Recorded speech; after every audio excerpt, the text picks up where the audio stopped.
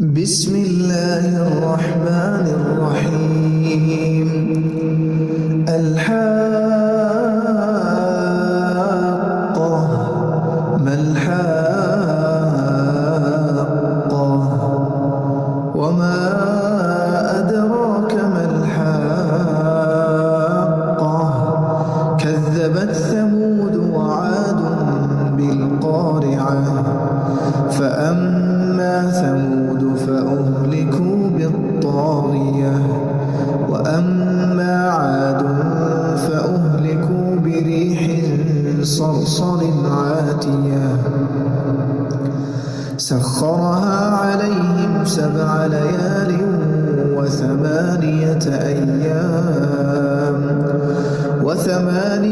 أيام حسوما فترى القوم فيها صرعى كأنهم أعجاز نخل خاوية فهل ترى لهم من باقية وجاء فرعون ومن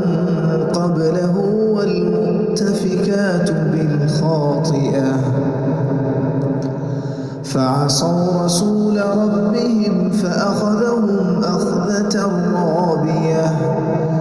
إنا لما طغى الماء حملناكم في الجارية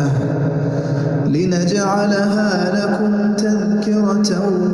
وتعيها أذن واعية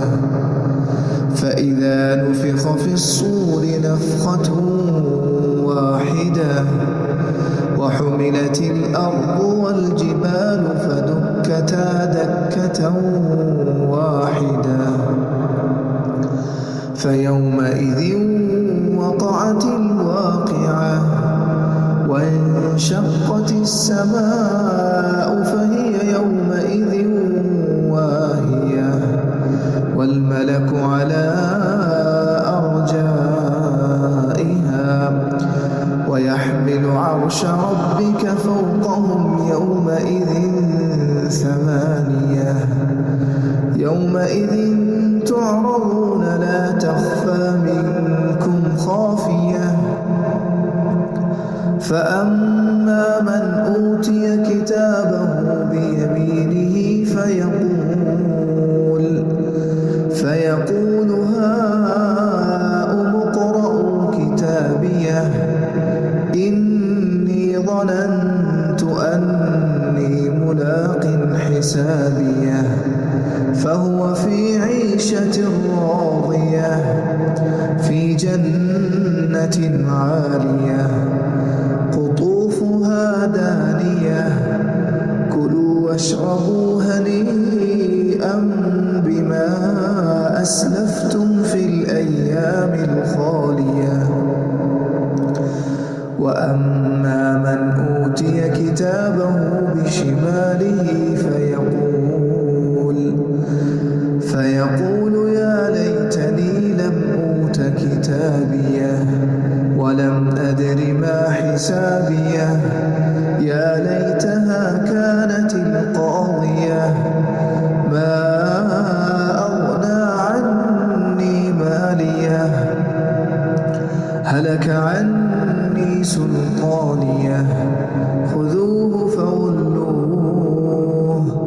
ثم الجحيم صلوه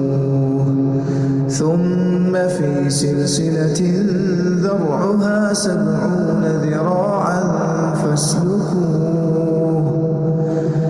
إنه كان لا يؤمن بالله العظيم ولا يحض على طعام المسكين فليس له اليوم هاهنا حميم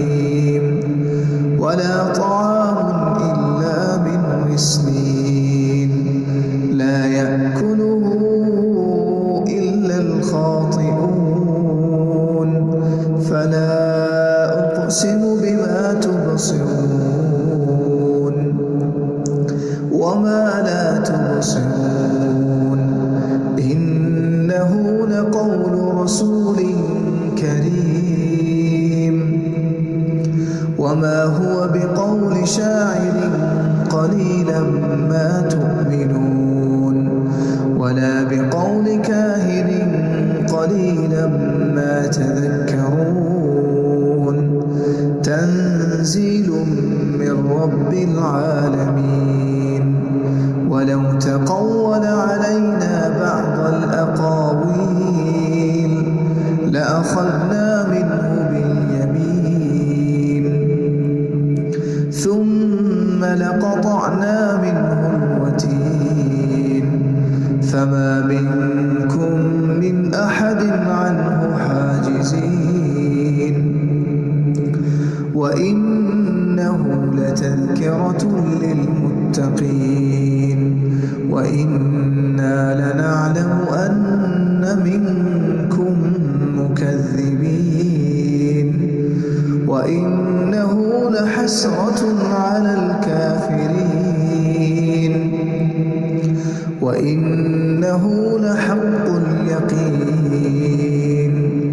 فسبح باسم ربك العظيم.